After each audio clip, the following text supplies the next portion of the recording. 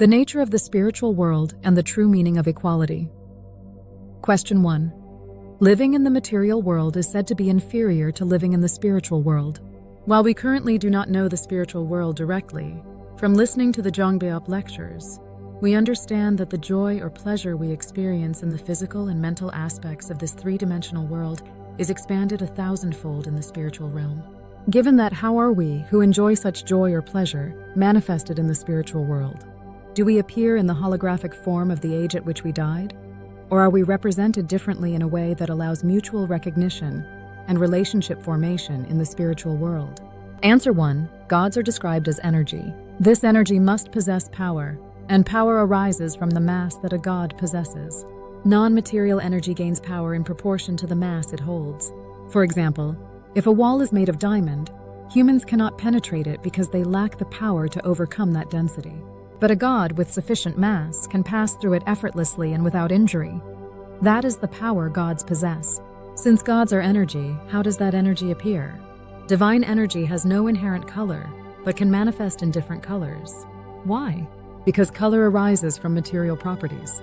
So when a god returns to the divine state, it can manifest different colors according to its mass. But these are not material colors. These are changes occurring in a non-material way. Because gods govern and manage matter, they can bring about any transformation. Therefore, our souls may appear as holograms, but that is a result of transformation. It is not the original state. Gods can also appear like lantern lights, shimmering brightly.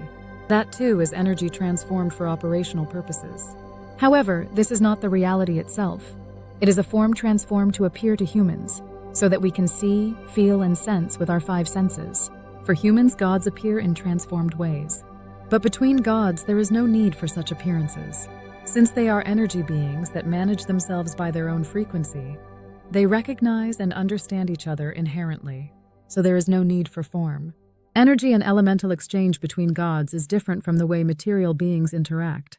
The power of imagination we possess in human form is determined by the quality of our knowledge. When we shed our bodies and become gods, that imaginative power is expanded 1,000-fold. Power, strength, everything is expanded by a factor of 1,000 in the divine realm. Even our senses are amplified 1,000 times, and gods utilize these greatly expanded capabilities in their domain. Therefore, their perception and operation are far more powerful. Question 2.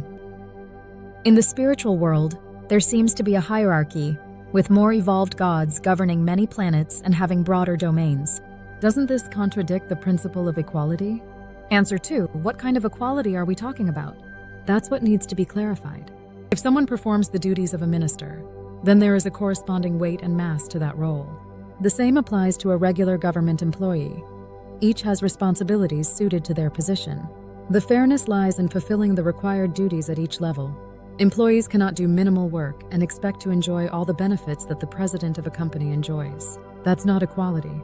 There are large gods with broader duties and smaller gods with smaller domains. When each fulfills their role within their given domain, that is true equality. Everyone is given the materials and environment necessary to perform according to their mass. Misunderstanding this leads to a false idea of equality. Saying everyone should have 2 houses is not equality. Some people need large houses for their role, while others only require a small space to operate effectively. That is equality. If a person with insufficient spiritual mass occupies a high-quality area like Central Seoul, they won't be able to manage it. They will eventually lose it and return to their proper place. Greed is never rewarded. This is the way God works. We must fundamentally study and properly understand the difference between desire and non-desire. Trying to possess without purpose is greed. But if you have a clear purpose or cause, everything will be given to you accordingly. If you have an ideology or mission, the size and quality of your mission will determine what you receive. That is nature. Without purpose, trying to have more will never succeed. Title: An Easy Understanding of the Spiritual World and the True Meaning of Equality. Question 1 Summary. In the spiritual world, how do we exist and recognize each other? Answer summary. Spirits, gods, are energy beings. They are non-material, and their power depends on their mass. More mass means more power. In the spiritual world, physical form is unnecessary. However, when appearing to humans, spirits may take on a hologram-like or light form so that humans can perceive them. This form is not their true state, but a transformation for human recognition. Between spirits, no form is needed. They recognize and interact with one another through frequency and energy, not through visible shapes. When we return to the spiritual realm, all our abilities expand 1,000 times. That includes senses, imagination, perception, and power. Everything becomes far greater. Question 2. Summary. If there's hierarchy in the spiritual world, doesn't that go against equality? Answer summary. True equality means fulfilling roles according to one's capacity. For example, a minister has responsibilities different from a regular worker, and each must do their part. Equality is not about everyone having the same things. It's about being given the resources and environment that fit your spiritual mass, ability, or level.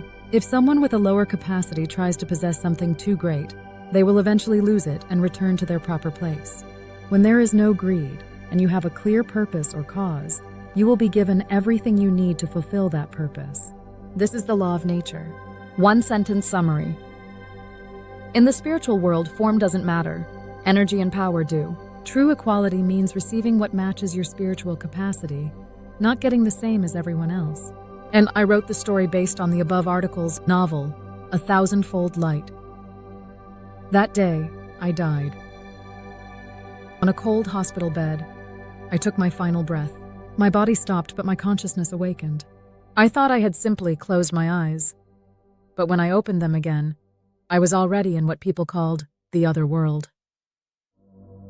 There was nothing, and yet there was everything. In front of me was a light. It didn't speak, but I somehow knew it understood everything about me.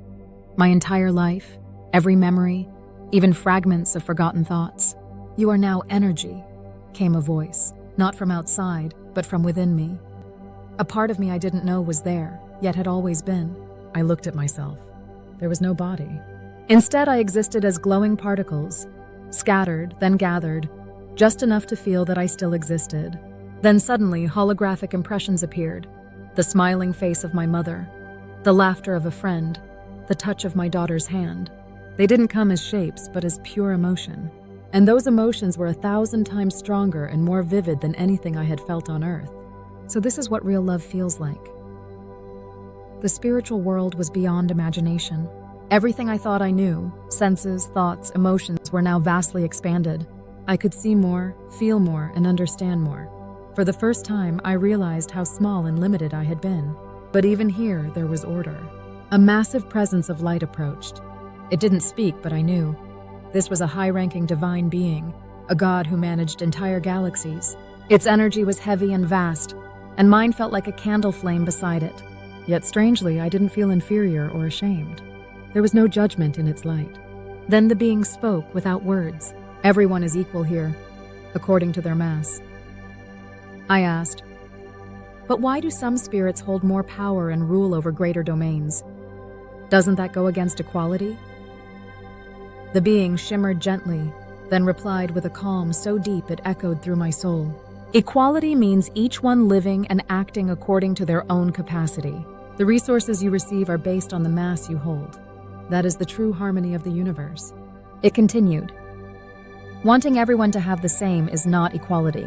Fulfilling your unique purpose and being given what you need to carry it out, that is divine balance." At first, I didn't fully understand, but the more time I spent in this realm, the more I saw how perfectly everything fit.